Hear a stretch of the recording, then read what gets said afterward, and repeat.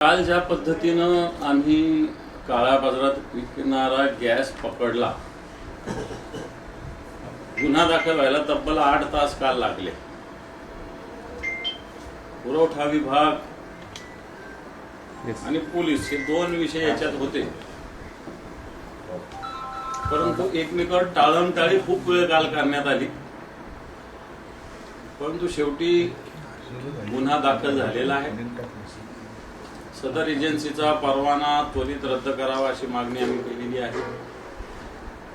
आणि नागरिकांना अशा पद्धतीनं कुठे 1 रुपया जास्त येईल. मी तर सांगितलं की कोणत्या एजन्सीला नागरिकांना बोलूच नका, तुम्ही लाईनला उभा करा, तुम्ही घरपोच द्या. आणि म्हणून ज्या पद्धतीनं रॉकेलचा काळा बाजार चालू आहे याचा गॅसचा, घरगुती गॅसचा, आणि दुसरी गोष्ट वेळेवर गॅस न देणं. एकीकडे सरकार केंद्राचं राज्याचं सगळ्या घोषणा करतं की कोणती गॅसची टंचाई नाही, कोणती पेट्रोलची टंचाई नाही, कोणती डिझेल. मग हे का निर्माण होतं हा एक प्रश्न आहे. म्हणून याच्याविषयी जनतेनं सुद्धा जागरूक असावं. शिवसेना जनतेच्या सोबत आहे.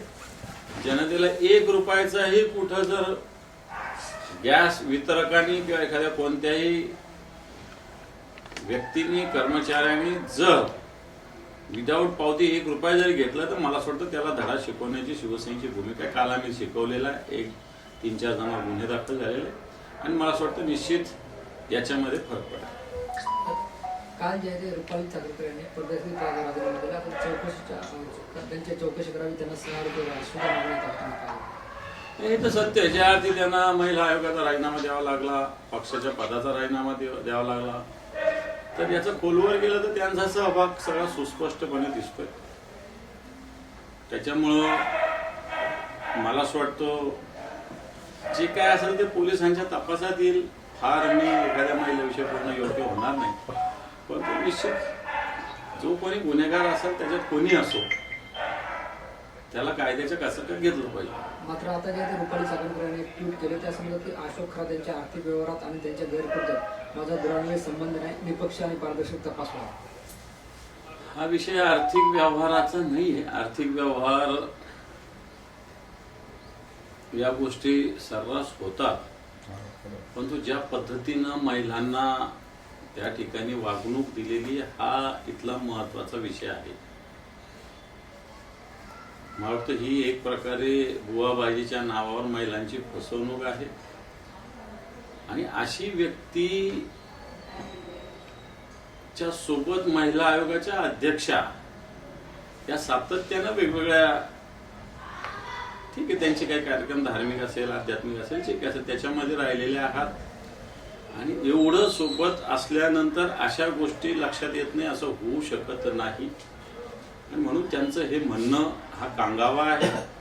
त्यांनी त्यांच्या दुष्कृत्याला सपोर्ट केल्याचं उदाहरण एका पत्रकाराला स्वतः त्यांनी धमकी दिली, याचा अर्थ काय? ते त्यांच्या दुष्कृत्यात सहभागी. मुख्यमंत्र्यांसोबत पंतप्रधानांनी बैठक घेतली, त्यानंतर त्यासंबंधी लॉकडाऊन लागणार नाही, टीम इंडिया प्रमाणे आपल्याला काम करायचे, संकटांचा यशस्वी सामना करायचा. हे तर सत्य. शेवटी आपला देश म्हणून आपल्याला सगळ्याला एकत्रित राहिलं पाहिजे. ठीक आहे, देशाची परराष्ट्र नीती चुकते हे सगळ्या जगाला कळतंय, सगळ्या हिंदुस्थानला कळतंय.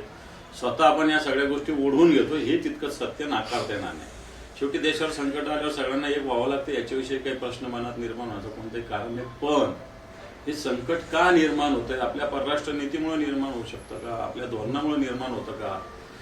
याची पण ज्याच्यामुळे झालं त्याला शिक्षा झाली पाहिजे हे तितकंच महत्वाचं आहे.